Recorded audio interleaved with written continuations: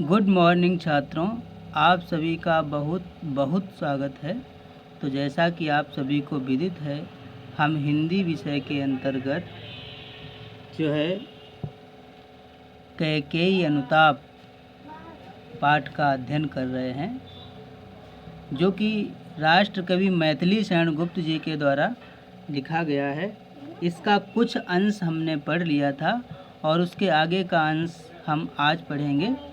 तो देखिए हमने कहाँ तक पढ़ लिया था, एक बार हम आपको याद दिलाते हैं, फिर उसके आगे पढ़ना प्रारंभ करते हैं। तो देखिए हमने यहाँ तक पढ़ा था, ये सच है तो फिर लौट चलो घर भैया, अपराधिन मैं तात तुम्हारी मैया।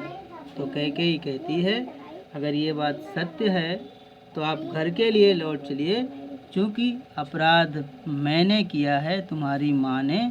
अतः भरत को दंड मत दीजिए और घर वापस लौट चलिए। ऐसा कैकेयी कहती हैं। यहाँ तक हमने जो है पढ़ लिया था। अब इसके आगे पढ़ते हैं। कैकेयी ही बोल रही हैं अभी तक।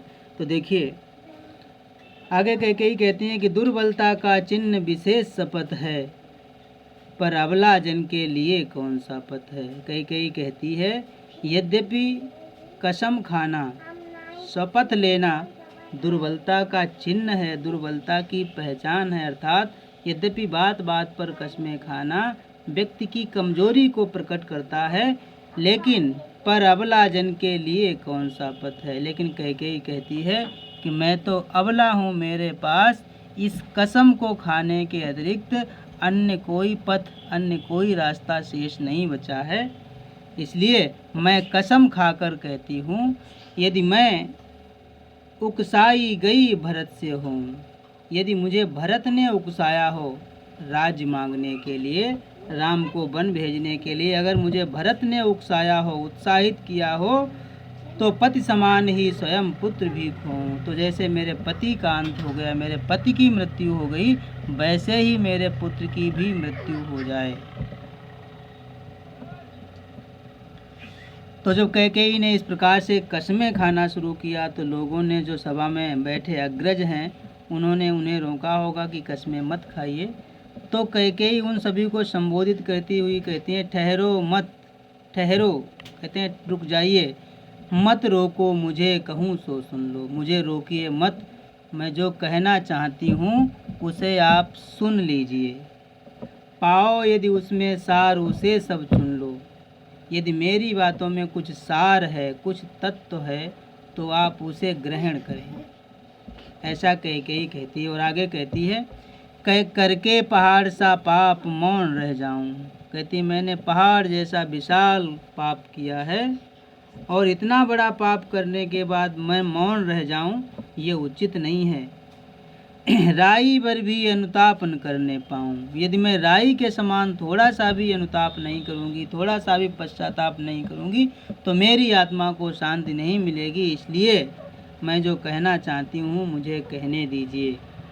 तो कैकेयी जो है दुख आवेग से इन बातों को कह रही थी।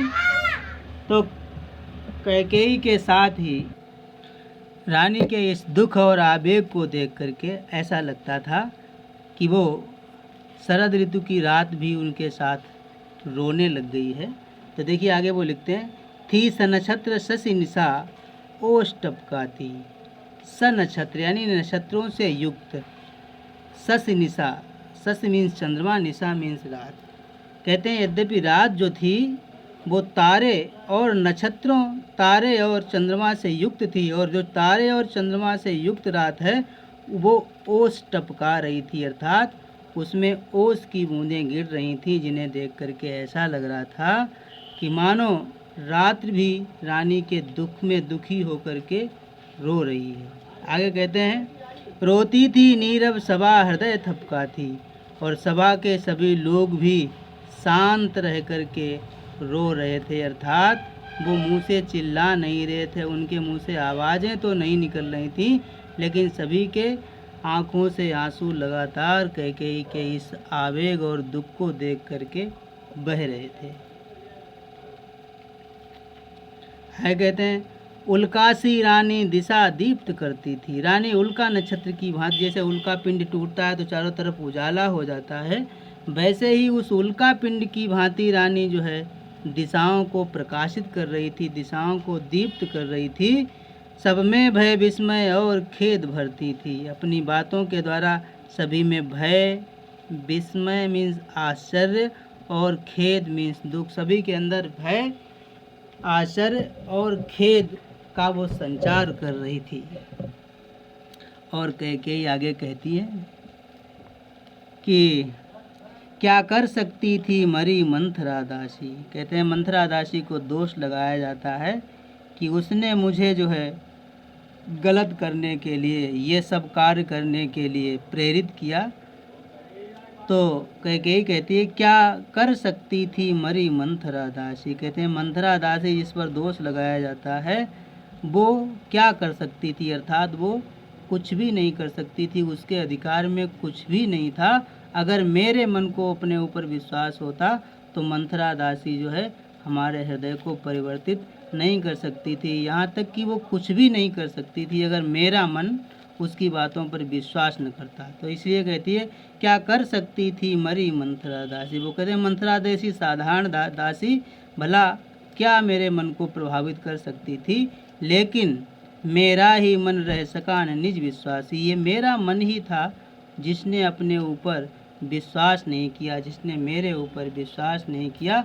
अगर मेरे मन ने मेरे विचारों पर विश्वास किया होता तो मंथरा दासी हमारे विचारों को बिल्कुल भी बदल नहीं पाती। तो हमारे मन ने ही कहते हैं विश्वासघात मेरे साथ किया, इसलिए जो है मैंने भरत के लिए राज्य और राम के लिए वनवास मांगा। अब आगे कहती है, अब अपने उसी मन को संबोधित करते हुए कहती है जल पंजर गत अबारे अधीर अभागे।